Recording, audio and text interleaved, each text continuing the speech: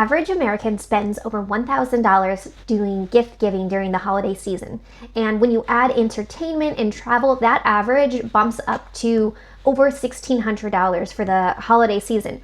Now, what's interesting is the average American actually budgets $640. So there's a big discrepancy. There's a $1,000 difference between the average that Americans are spending and the average that Americans are budgeting. I'm going to share with you 12 money-saving tips as you're shopping during the holiday season.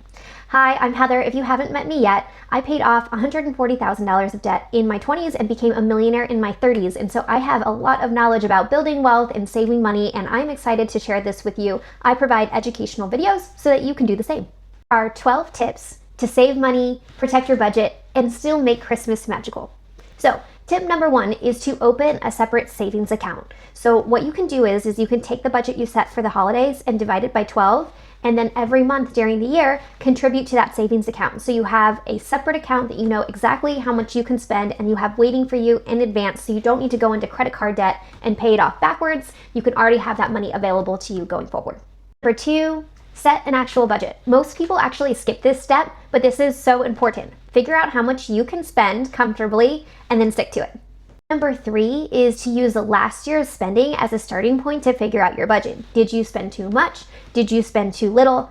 I have a 6-year-old as my oldest, so I've been doing Christmas with kids for 6 years, and I have actually found that I can decrease my budget every year, and I've been maybe overspending because there are so many gifts that my kids get from grandparents and aunts and uncles that I don't need to go overboard with Santa or our own parenting gifts. So check last year and see if you need to make an adjustment. So tip number 4 is to budget by person or number of gifts. So I actually budget by the people that I'm shopping for. I make a list of all the people that I am going to buy gifts for during the holiday season, and I assign a budget to each person. So this is like neighbors, teachers, family, friends. I list them all out and I have a specific budget. So that way when I'm shopping for their gift, I know how much I can spend on that gift to stay in budget and still find something really beautiful and exciting and valuable to them that would make Christmas special.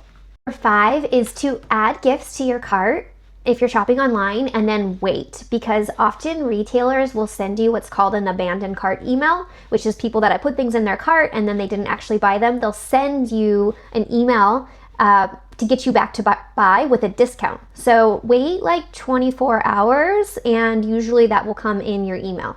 Number 6 is to use a cashback site like Rakuten. So this is something that you can sign up to for free. You can get a little extension on your Chrome browser, so that way when you shop, you can earn rewards, cash rewards through Rakuten to get a little bit cash back on things that you already plan to buy. If you have a credit card that rewards online shopping, you can put that there. Maybe you get like 3% back from your shopping. So Rakuten and credit card rewards are great to get a little bit of cash back as you're doing the shopping that you plan to do anyways.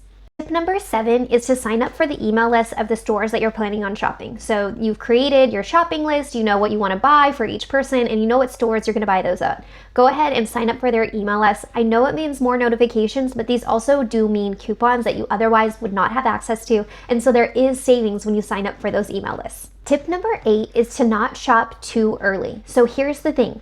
Retailers make the most of their money. Sometimes like 80% of their revenue for the year is made up just from this holiday shopping. So they need to hit a certain sales amount for their company to actually survive and grow. I've worked with retail clients for the last 15 years, so I know this to be true. And one of the ways that they entice you to make purchases at their store during the holiday season is with discounts. And these discounts really do start maybe at the end of October, but really in November, and especially during Black Friday after Thanksgiving through the weekend and Cyber Monday. So if you can have exactly what you want to buy ready to go so you can purchase during these peak discount times, that's going to save you a lot of money. Tip number 9, track everything. If you don't track it, you are not going to stay on budget.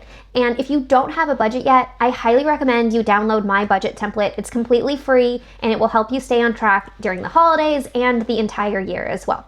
So go ahead and click the link below and download yours now. Number 10, screenshot your receipts, put them in a Google folder online so that you can easily grab them and find them when you need them.